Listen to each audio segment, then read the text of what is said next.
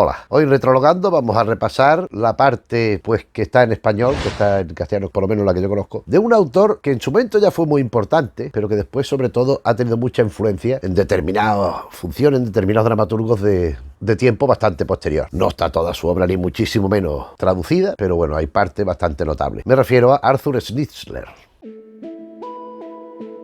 Arthur Schnitzler nace en Viena en 1862, ciudad en la que fallece en 1932. Él fue un médico, un laringólogo de profesión, pero que después fue estudiando y fue virando en su carrera hacia la psicología. Él fue un muy amigo de Sigmund Freud, con el que se carteaba, con el que se veían, iba a ver Freud las obras de teatro de él, etcétera, etcétera. Tuvieron una relación bastante estrecha y bastante interesante. Y muchos de los postulados de Freud, por estar de acuerdo o por disentir, aparecen trasladados a la obra de Schnitzler, porque una de sus preocupaciones principales es la indagación psicológica, como veremos. Dentro de la psicología a él le interesó mucho el tema de la sugestión de los pacientes, de inducirle imágenes y del recurso a la hipnosis como método de acceder a la interioridad del paciente de turno, claro. Como digo, en línea, en consonancia con bastante de lo que hacía Freud. Él fue una persona, por tradición familiar y por creencia, de religión judía, con todo lo que eso implica en la Alemania, o Austria en este caso, porque él fundamentalmente estuvo en Austria toda su vida, con todo lo que implica de el espíritu antisemita que hay, de las condiciones, y sobre todo cuando llega el nazismo. Llega el nazismo, que él ya ha fallecido, bueno, en 1933, la falleció hace un año, pero años después, cuando la famosa quema de libros de Goebbels, que tal y cual que había quemado la literatura judía, de Einstein, de Kafka, pues Schnitzler es uno de los que los libros se tiran allí a la hoguera aquella. Schnitzler, desde su conocimiento médico, podríamos decir, de las patologías mentales, de las divisiones de la mente en parcelas, podríamos decir, porque por un lado estaría el sentimiento intelectual, por otro sentimiento sentimental, por otro, y así sucesivamente, el de simple aprehensión, el de conocimiento del medio, etcétera. Ahora eso lo llaman una asignatura, pero vamos, el conocimiento del medio quiere decir adquirir conciencia del ámbito y el contexto en el que uno se mueve, espacial, geográfico, temporal, social, circunstancial, etcétera, etcétera, etcétera. Bien, este interés por la psicología le lleva a realizar algunos de sus escritos más novedosos, como por ejemplo dos que veremos en su momento, que se desarrollan en función del monólogo interior, a través del monólogo interior, algo que entonces estaba ignorado, no se había hecho nunca. Él, a través de la introspección psicológica de los personajes, o sea, él idea un personaje, le plantean una situación concreta, cómo desarrollar y tal, y entonces a través de la interiorización nos lo va transmitiendo a nosotros como lectores. Son dos relatos no muy extensos, pero tampoco muy breves, que en cierta manera, y por eso lo reservo para el momento que lo hago, tienen bastante de teatral. De hecho, alguno se ha hecho en teatro como tal, como función, como espectáculo teatral. Aparte de la cuestión psicológica, temas que le interesan: la decadencia de la sociedad vienesa, austríaca en general, por extensión también quizá la alemana. Pensemos en que su procedencia, dijéramos, geopolítica es del Imperio Austrohúngaro, una Austria todavía pues brillantísima, llena de nobleza, de derroches, en fin, lo que vendría a ser después Alemania, y también parte que se debía a Francia, que Francia ya lo tenía, pero bueno. Esa decadencia de la sociedad vienesa, que él va viendo, que es una degradación constante, una erosión permanente, y que va a desembocar en lo que él no llega a ver, pero presupone que va a haber una revolución, que tiene que haber un cambio social, pero el sesgo que toma la situación en la realidad no es la que él supone, porque no va en favor de lo popular, aunque en apariencia y de forma demagógica sí se pueda plantear así, sino que es al contrario. Situación que desemboca en ¿qué? En la Segunda Guerra Mundial. Bien. Él vive la primera también, etcétera, etcétera, bueno. Pero ya digo, este es uno de los temas fundamentales a lo largo de toda su obra. También el tema del sexo, de la relación de pareja, pero sobre todo de la relación carnal y de cómo ésta se ve obligada por las circunstancias sociales y de conveniencia. O sea, temas como la virginidad, temas como el adulterio, como el mantenerse fiel, como el amar y poder corresponder el amor en caso de poder ser llevado a cabo, o su imposibilidad, por lo que implica la cuestión social. Son cosas que van apareciéndose en las relaciones, sobre todo las sexuales, la cuestión sexual insoslayable en la obra de Schindler, tanto en la narrativa como en la teatral, porque es de un asunto de primer orden que a él le interesaba mucho, en su versión física, fisiológica puramente, tanto como en su dimensión psicológica, lo que implica de manejo de la mente humana, de significar estímulos, de significar reacciones, etcétera, etcétera. Y por eso es otro de los temas recurrentes en la obra suya. Esta psicología, esta sociedad en crisis y este erotismo, podríamos decir, se suman a la muerte como otro de los grandes temas sobre los que reflexiona. Quizá más aquí, dentro de que en algunas de sus obras teatrales también está de forma presente, más o menos condicionada, más o menos evidente, de forma a lo mejor un poquito más distraída. ¿Y qué ocurre? Pues que a la sociedad vienesa de la época pues son incómodas, porque están viendo, hombre, a veces de forma disfrazada. Por ejemplo, en A la cacatúa verde, ya lo veremos, pues traslada una situación de otro país, de otro momento histórico, pero que claro, que la lectura del lector y espectador avisado y que conoce de qué va el asunto, pues está realizando a propósito de la Austria del momento en que se está viendo la representación y que se escribe la obra y se publica. O sea, él juega mucho con las estructuras teatrales y narrativas para encontrar la máxima eficacia y a la vez pues expresar todo lo que él quiere, ¿no? Entonces, ya digo, la sociedad, incluso alguna obra fue prohibida por la policía, pero sin embargo pues consiguió el éxito. La gente lo seguía, los lectores compraban sus novelas, las leían, las criticaban, iban a las funciones de teatro, asistían a las representaciones, compraban también los textos y daban mucho que hablar porque eran muy interesantes y eran no cobardes. O sea, aquí no esquivaban el conflicto, sino al revés. Le sacaban punta, lo aceraban todo lo que podían. Dicho esto, vamos a repasar, ya digo, lo que yo conozco, que es lo que hay en español, creo yo, y no creo que haya muchas cosas más. Empezando, vamos a ver, lo he organizado de forma que van primero los relatos breves, porque bueno, pues porque son cuentos, entonces no vamos a entrar en nada de esto. Después las novelas, que le daremos alguna pincelada. Después esos dos textos de dimensión no muy extensa, el monólogo interior, que comparten condición narrativa con posibilidad teatral, y después las obras de teatro que hay traducidas, que realmente pues son tres. Así, el primer libro de relatos que vamos a ver, La profecía y otros cuentos. Este libro no trae índice, por lo tanto los títulos en el volumen pues no los puedo decir.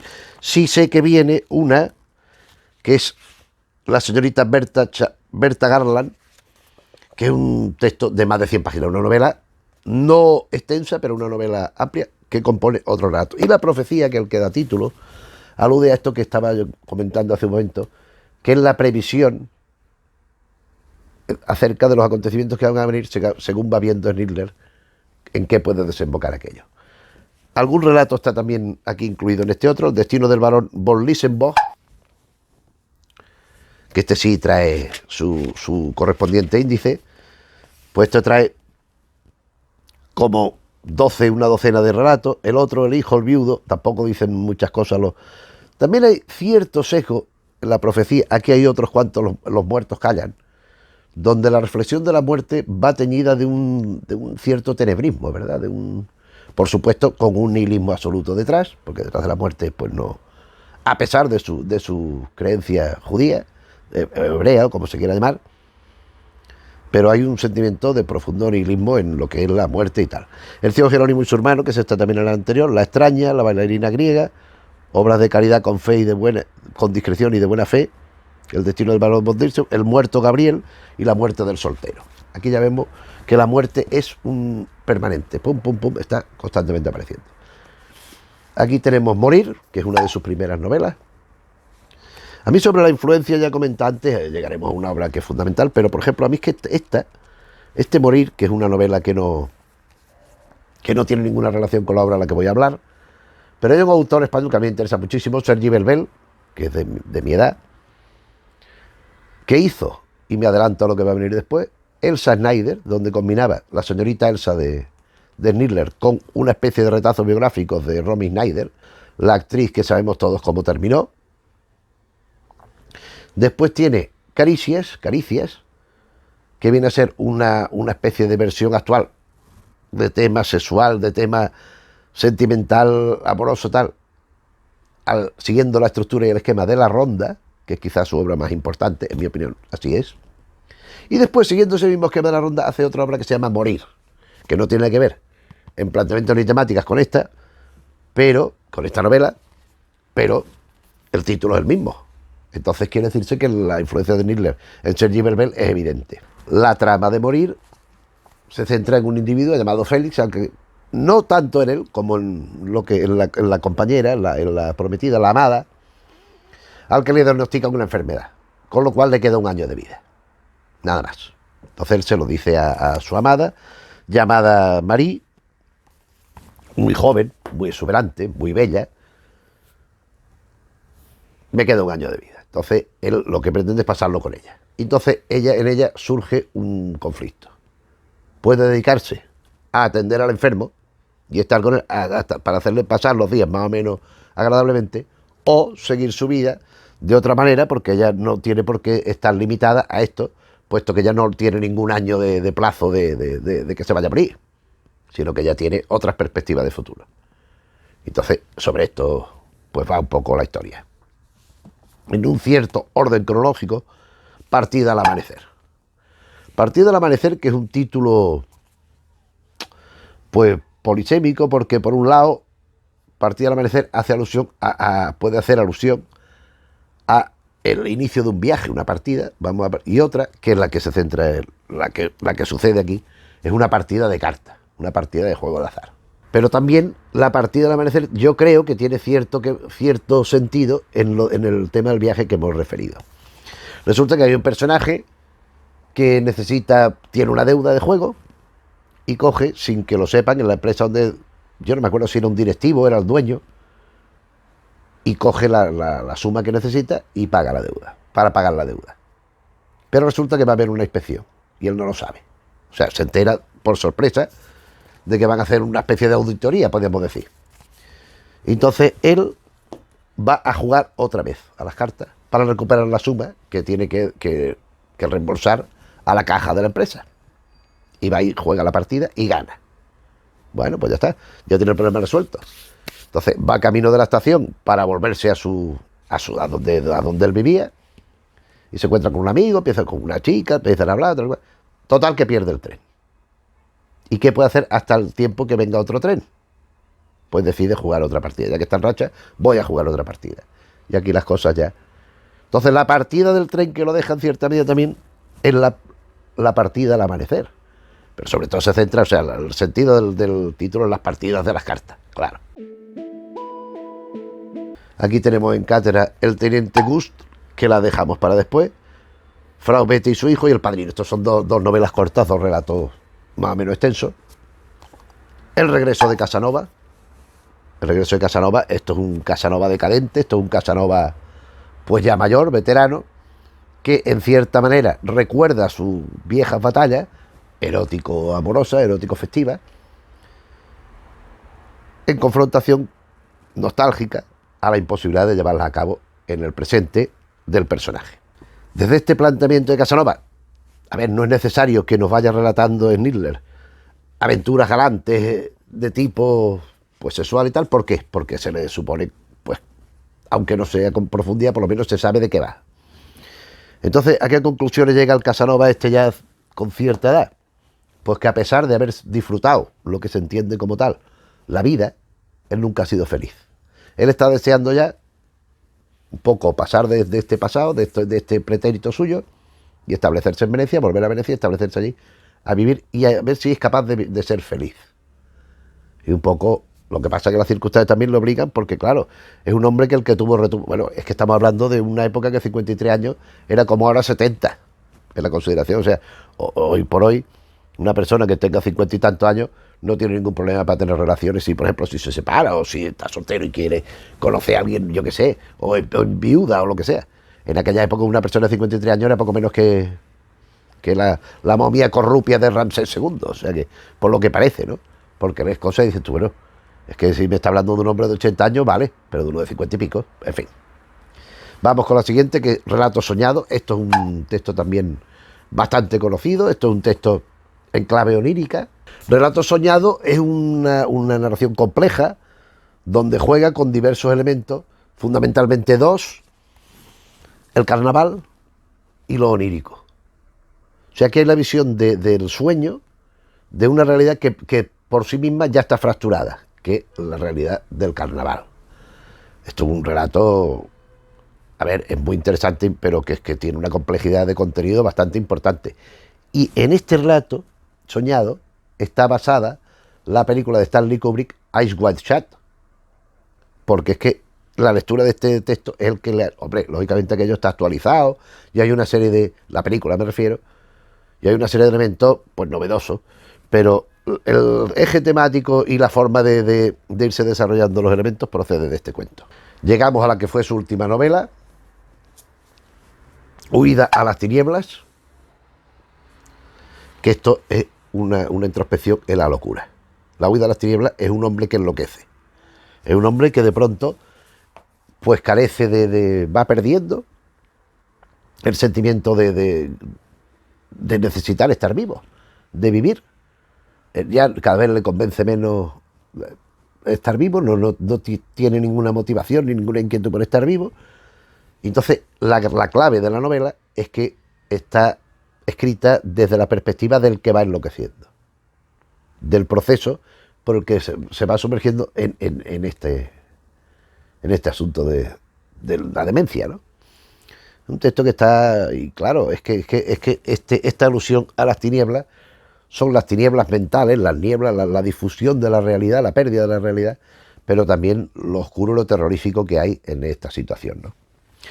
Dicho esto, llegamos a las dos novelitas cortas a las que aludí al principio, bueno, al principio hace un buen rato, que comparten condición narrativa. Son dos relatos de una extensión más amplia de lo normal, pero tampoco una cosa exagerada, no llegan a novelas ni mucho menos, que se pueden hacer, y de hecho alguna vez se ha hecho, como texto teatral. ¿Por qué? Porque discurren ambas por, como he dicho ya también antes, por medio del monólogo interior. O sea, aquí encontramos una situación donde un personaje, nosotros como lector lo estamos leyendo, también se puede plantear, digo, en escena, por eso lo he dejado aquí para este momento que ya vamos a entrar en el teatro. De hecho, esto para mí es más teatral que otras cosas. Esto para mí es teatro de pleno derecho. Por ejemplo, ¿quién duda de que la versión teatral de 5 horas con Mario es un espectáculo escénico?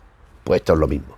Porque es que 5 horas con Mario es un monólogo interior en esta misma línea de lo que estamos hablando. Es exactamente lo mismo. Está allí la señora con el ataúd del muerto, y lo que vamos escuchando, que la actriz va diciendo, no lo está diciendo, lo está pensando. Entonces lo que pasa es que mediante la convención teatral pues se traslada a los espectadores lo que discurre en el interior de la cabeza del personaje. Pues aquí pasa exactamente lo mismo en estos dos relatos que vamos a ver. Empezando por otro que ya vimos antes de otra edición, el teniente Gust, que es que Gust pues no tenía otro nombrecito que poner el bueno de Schindler. Como vemos, es un librito, es todo un librito pequeñito, donde hay un soldado, el teniente Gust, al que un vendedor, no me acuerdo si un panadero, un carnicero, se burla de él y lo insulta. Y él, el teniente, al ver pues lo bajo que ha caído, lo único que piensa es en el suicidio. O sea, aquí tenemos los temas. Aquí también hay un asunto de antisemitismo, porque el personaje es de raíces judías, entonces el insulto viene a propósito de su condición de hebreo, de judío, combinado con el honor en el sentido de la interpretación de tal concepto del estamento militar. Un militar, ¿cómo va a permitir que le hagan una ofensa tal cual, sin que pase nada, ¿no? Entonces, por eso, este señor, este teniente, a partir de aquí lo que piensa es en suicidarse. Ha perdido la estima, el honor y la estima, en tanto que le han estado un patán, un señor de baja estofa, se ha permitido el lujo de insultarle por ser judío.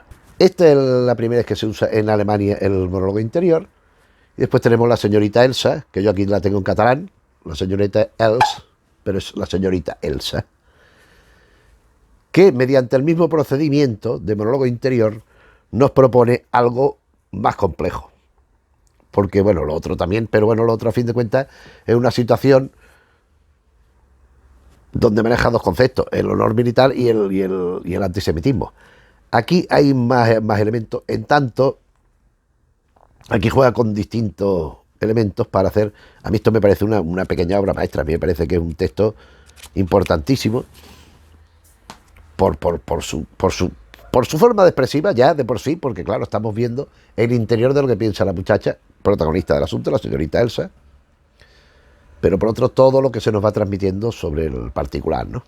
En esta obra, como veremos, pues son varios los temas que va atacando Schindler dentro de la sociedad esta que viene esa austríaca, como se quiera, a la que aludí hace un buen rato. Resulta que aquí la señorita Elsa está en un lugar de veraneo, lo vamos a contar de forma más o menos narrativa, porque claro, vamos conociendo los distintos aspectos de la historia según se nos va informando a través del discurrir del proceso mental del personaje.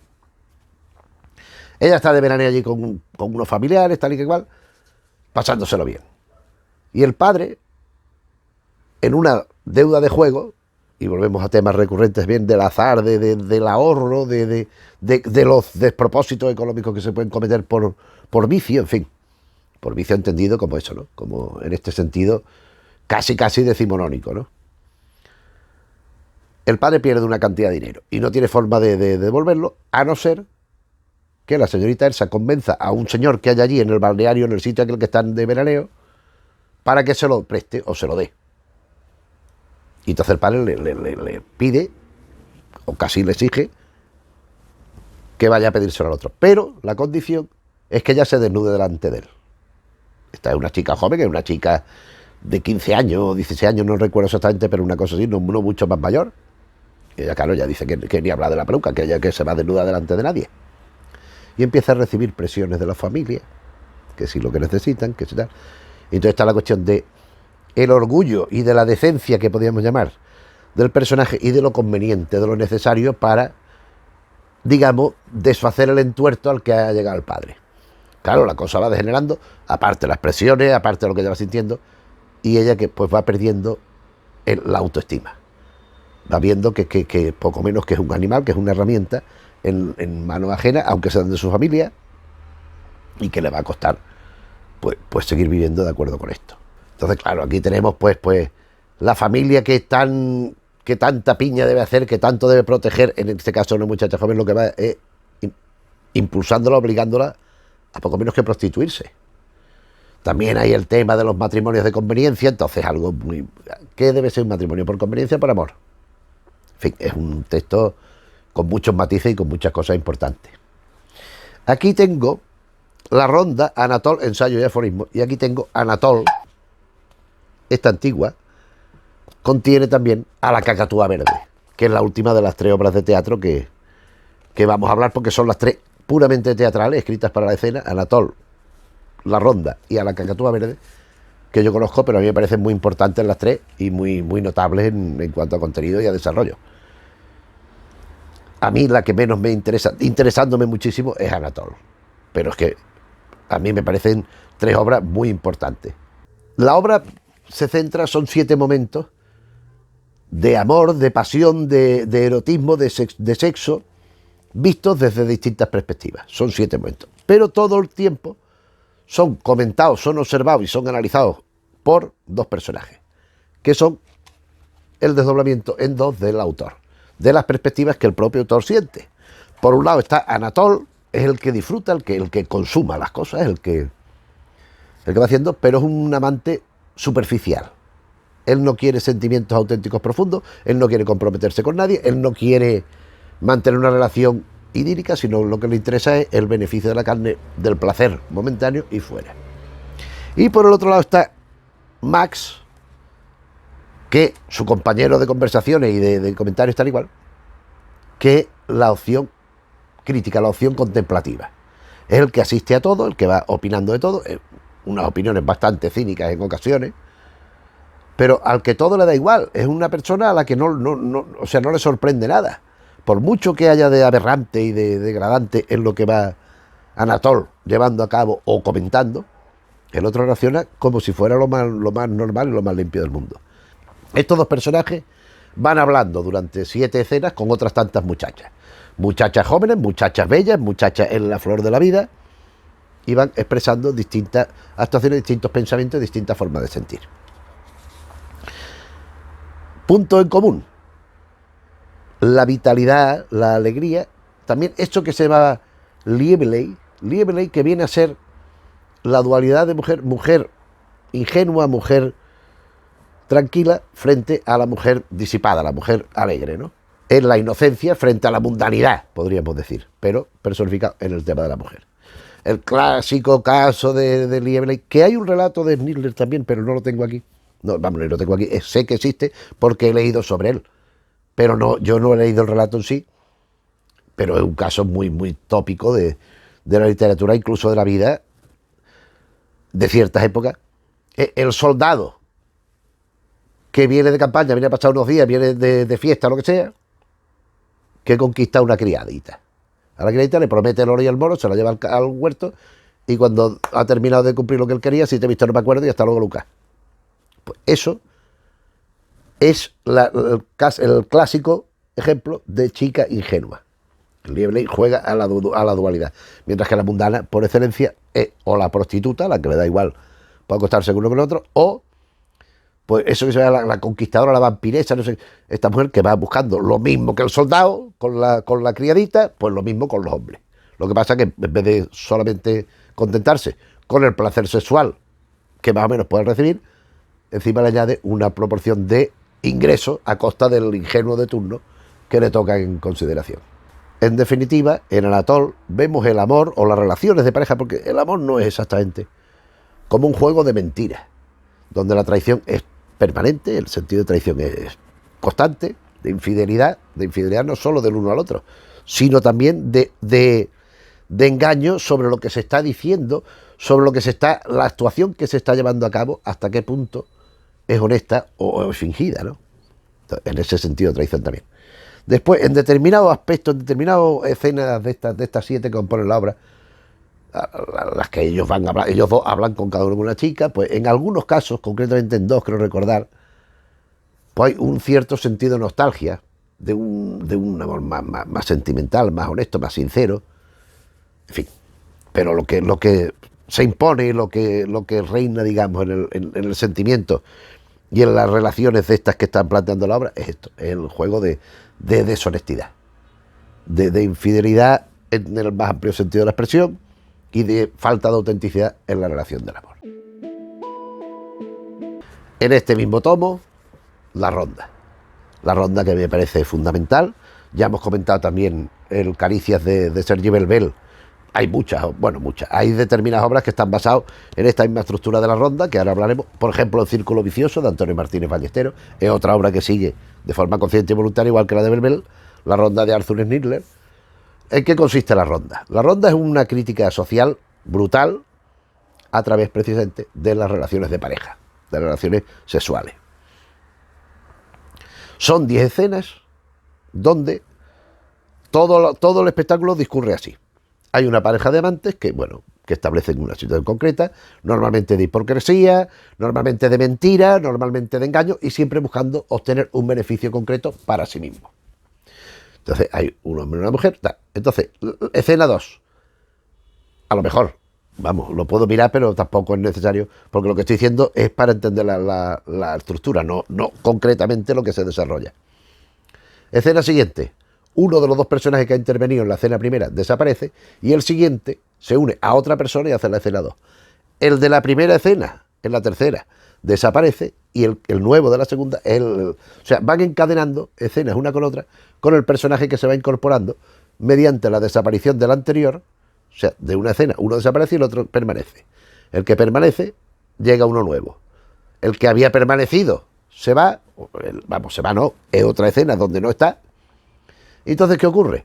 Que siempre van alternándose, o sea, van sucediéndose personajes que van haciendo dos escenas sistemáticamente. ¿Y qué ocurre? Que el primer personaje que desapareció de la primera escena, que no ha vuelto a aparecer en la segunda, es el que enlaza con el final. O sea, todos son nuevos, van cambiando, hasta que el último, nuevo, llega a relacionarse con el primero también, ausente desde entonces. Con lo cual es un círculo vicioso. Van participando distintas tal y llegan al mismo punto de partida. A mí me parece muy interesante esta estructura. Ya digo que hay más obras, hombre, y en el extranjero, porque aquí está Verbel y Martínez Ballesteros, porque en España, que es lo que conozco más. Pero en el extranjero hay más obras de estas, por supuestísimo que sí, claro. Entonces, a través de este juego de sexualidad, de lances, de engaños, pues ¿qué vamos asistiendo? Pues vamos asistiendo a un retrato de la sociedad de distintos estamentos, de distintas capas, de distintos estratos sociales de la sociedad vienesa, siempre dentro, aunque alguno se puede considerar más una excepción, pero siempre dentro del espectro de la burguesía. Y aquí vamos al Liebelay que también hemos mencionado. Primera escena, la prostituta y el soldado, porque te va estableciendo quiénes son los que van interviniendo en la acción. Siguiente, el soldado y la criada. Hemos visto a la mundana con el soldado y ahora vemos al soldado con la ingenua. El soldado y la criada y el señorito. El señorito, ya vamos ascendiendo. El señorito y la joven esposa y el marido. Infidelidad, engaño. El marido y la muchachita ingenua. Volvemos al Liebelay. La muchachita ingenua y el poeta, que estos son los que más o menos se salvan, pero bueno. El poeta y la actriz y el conde y la prostituta. Hemos ido pasando por uno por otro para llegar al mismo sitio. A mí me parece que es una crítica feroz. Bueno, esta obra fue prohibida por la policía en sus representaciones y es una sátira, pero es una obra magnífica y con un desarrollo y una estructura dramática asombrosamente perfecta. Es que es una cosa que va estableciendo un eslabón tras otro para darnos una sensación y la verdad es que se funciona estupendamente bien. Es que es una maravilla. Y vamos con la última que está aquí en este tomo. Vamos a buscar la paginita de los... Aquí está Anatol otra vez y aquí está A la cacatúa verde. A la cacatúa verde. Esta obra, quizá a mí, en sentido genérico, es la que menos me interesa, interesándome muchísimo, porque tiene unos elementos magníficos. La cacatúa verde es un bar que regenta un tal Próspero, el dueño de la taberna esa, donde pues tiene allí actuando, funcionando una compañía de actores, porque él fue el director de la compañía esta de actores, precisamente, que son varios, son 7 u 8. Y esta taberna suele frecuentarse por gente de mal vivir, a la vez que por nobles que van allí a divertirse, pues viendo las evoluciones de los actores y lo que van pasando. ¿Y qué ocurre? Que la acción sucede en Francia, esto hay que decirlo porque no estamos en el ámbito habitual, no estamos en Viena, estamos en Francia, y es el día antes de la toma de la Bastilla, el día antes del gran estallido de la Revolución Francesa. Estos nobles privilegiados que van allí a ver las evoluciones de los actores, aquellos, las sátiras que van haciendo tal, empiezan a verse sin ellos proponérselos, porque al principio ellos están distantes, jaja, viendo lo que pasa allí, pero van integrándose en la acción, van participando de forma que terminan inmersos en la acción. Y entonces ya, tanto para los personajes que han ido a ver lo que pasaba allí en la taberna, como para el espectador, empieza a haber confusión entre la diferencia entre la realidad y la ficción, entre lo que se supone que eran los hechos que sucedían, no representados por la compañía, sino por los que estaban allí en la taberna, y aquellos que están representando los distintos actores de la compañía. Hay una muerte que anticipa lo que será el desenlace final, que es la Revolución Francesa. ¿Qué ocurre? Que toda esta obra, con todo este trabajo, hombre, el elemento metateatral es fundamental, Fundamental hasta el punto de que es que, ya digo, que se llegan a diluir las fronteras entre lo que podría el espectador considerar, porque hay espectadores en escena y hay espectadores en el patio de butacas. Los espectadores de escena intervienen y participan en la acción de ficción que se está representando. Pero es que el espectador del patio de butacas llega un momento en que no sabe distinguir en qué momento, en qué situación se está produciendo lo que está viendo delante de su cara. Claro, todo esto tiene su extrapolación a la sociedad austriaca. Una sociedad, estamos hablando de la época, pues esto debía ser, pues en realidad, pre-Primera Guerra Mundial. Entonces, claro, esta sociedad que procedía del Imperio Austrohúngaro que hemos dicho, ya decadente, ya con unos valores ya tan corruptos, con una sociedad tan dejada, tan llevada a extremos que no llega a ser tal sociedad, porque llega a ser una suma de individuos distintos, que nada más que buscan su provecho, que acuden a la mentira, al engaño, a la extorsión, a la manipulación, que los valores más sagrados como puedan ser Dios, la familia, las relaciones de amor de pareja, pues todo salta por los aires, porque no hay ninguna consideración más que el crematístico y el vivir bien. Esto tiene que desencadenar algo, tiene que llevar a una conclusión. ¿Cuál es la conclusión? Según la cacatúa verde, la Revolución Francesa. Pues esto va a haber una situación paralela en Austria. Esto es lo que propone en esta obra Schindler. Y bueno, y con esto pues hemos llegado al final del vídeo, porque esto es el material que yo conozco y por tanto es el que he podido comentar. A mí ya digo que me parece un autor de primerísima línea. Algunos de los cuentos también se podrían teatralizar, las novelas, pero es que a mí, con su carácter narrativo, interesándome más el teatral, pues que me gusta mucho. Es que es un autor que me parece muy interesante y sé que pues, falta por lo menos otro viaje igual otra cantidad igual de material, ¿no? Entonces sería muy interesante poderlo conocer, porque realmente es un autor muy a tener en cuenta. Y fíjate tú que estamos hablando de anterior a la Segunda Guerra Mundial. En muchas cosas es de una actualidad feroz, porque es tan certero y es tan inteligente. Y por desgracia la situación se va asemejando cada vez más, la actual, a aquella que le tocó vivir a él, que muchas de las situaciones que plantea en sus obras de teatro, en sus cuentos y en sus novelas, se pueden localizar y se pueden identificar también como que transcurren en nuestra contemporaneidad, en nuestro día de hoy. En fin, esto es lo que hemos venido a decir hoy en el vídeo. Espero que si conoces las obras pues te hayas recordado, rememorado algunas de las grandes cosas de interés que hay aquí. Si no, pues por supuesto aconsejarte que dediques un poco de tu tiempo y de tu pecunio a conocerla. A mí sobre todo la Ronda, la señorita Elsa y la Ronda me interesan muchísimo. Anatole quizá menos. También está bien, que puñetas, también está bien. Es que todas están bien. El relato soñado es una experiencia literaria de lectura magnífica. La partida al amanecer está muy bien. Además te pone nervioso, te transmite inmediatamente. Tiene una calidad literaria muy importante y te sabe transmitir exactamente lo que él quiere en el momento que él quiere. Ahí hablo de Schindler, claro. Y nada más, pues si el vídeo te ha parecido bien, le puedes dar al me gusta.